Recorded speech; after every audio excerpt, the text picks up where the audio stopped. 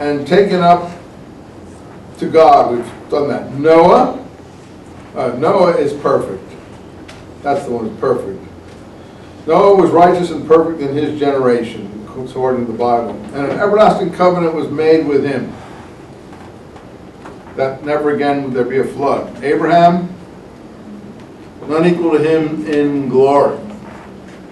Isaac, Jacob, Moses, Aaron, line 45:7. Everlasting covenant was made with him and gave him the priesthood of the people. This is a priestly book, we think, because it emphasizes the priesthood. More about Aaron, a lot about Aaron. You see, he's got Moses is short shrift, 45:1-6. Aaron is 6-27. So you see how priestly it is by its emphasis. And here we have our old friend Phineas again.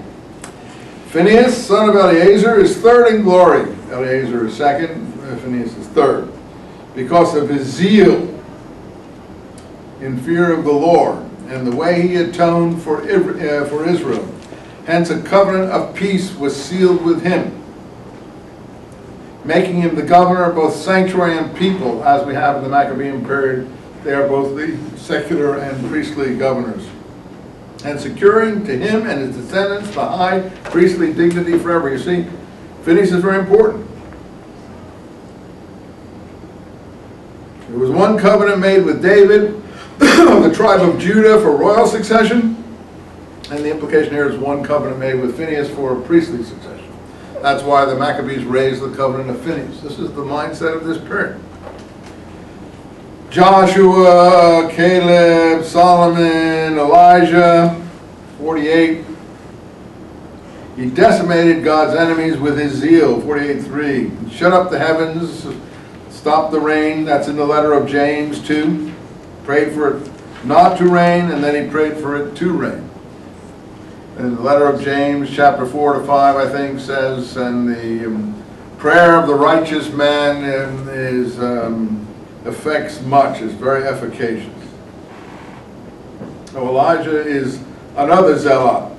So if John is a reborn Elijah, according to the New Testament, what's John? Another zealot. Do I think John is a zealot? Yes, I do. And I don't accept the Christian presentation of him at all in the way it's framed. Some of the aspects of it that are taken from Josephus, yes, but not the way it is parlayed into a presentation of the coming of the Prince of Peace or something. I don't think John sounds very peaceful in the New Testament, and I don't think he was very peaceful. And I don't think he was killed because he was looking forward to a peaceful time. And Josephus makes it quite clear that the presentation of the death, as I think I've already told you, in the New Testament of John the Baptist is inaccurate. And Josephus makes it clear we can either choose the New Testament, the head on the table and the dance of the sexy woman, and the king who didn't want to kill him but had his head turned by women who made him crazy. It's in all art, Western art, from about the 1000s to the 20th century. Everyone loves to show the picture of Bloody John's head on the table, on the platter, with the sexy woman or whatever who seduced the Herodian governor to do what he didn't want to do. But Josephus says Herod executed John because he was afraid, since he was so popular, Josephus acknowledges, among the people, that they would do anything that he put it in their head to do, and therefore he executed him because he was afraid that he would suggest to them to revolt, and he didn't want to regret afterwards by showing magnanimity and generosity or kindness, and then having to face the situation that he thought he would have to face. So he thought it was better to do a preventive execution. Now, which sounds more believable? A king or a governor doing a preventive execution because he was afraid of the influence this person had over the people, or a woman doing a sexy dance? That absolves the king and makes him not guilty.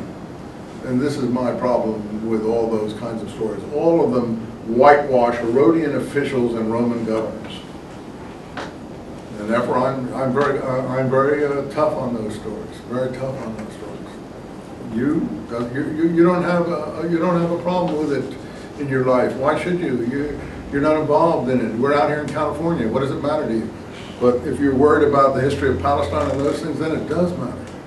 So you know, those stories absolve the foreign governors and the foreign occupiers of responsibility in these deaths. Pontius Pilate, I think his wife comes to him and says, do not have anything to do with this righteous man, or she has a dream the night before or something, I forget what it is. And Pontius Pilate wipes his hands of it and doesn't want any responsibility in this death, and so on and so forth. There's even gospels written in the name of Pontius Pilate, apocryphal gospels, because they even show him ultimately as a believer. I reject all those stories as stories that are currying favor with the Roman authorities, and have very little to do with Palestinian history. To my excuse me if I'm a bad fellow for that, but you make your choice. I'm telling you what I have been forced to conclude. Well, anyway, if Elijah is a zealot, which was the point of all this, so is John. And Elijah, as we'll see in Maccabee books, has a burning zeal for the Lord. And as Elijah is praised in the book of James. And I don't think that James, as Martin Luther said, the book of James, the letter of James, shouldn't be in the New Testament. And he's right. It's a Qumran, more in the Qumran spirit than in the general New Testament spirit. It's at odds with them, and Martin Luther objected to it. He said it shouldn't be in the canon.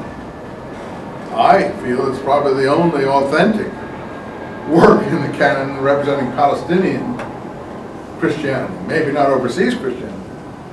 The rest is Pauline overseas Christianity. Quite fine. It's nothing wrong with that religion, and it's quite, as we know, has attracted the world for 2,000 years, and many people are very enamored of it and extremely moved and involved in it. So there's nothing wrong with that. But if you're looking for Palestinian history is what we're talking about. Has it anything to do with Palestinian history? That's what you have to decide. Ezekiel saw the vision of glory, the chariots of fire and so on, line 10, 8 to 10. The chariots with the cherubs. Zerubbabel we didn't mention.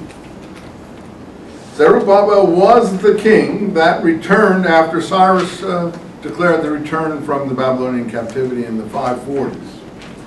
He returned with Jesus ben Jehozadak, line 12. Jeshua son of Jehozadak, 49:12.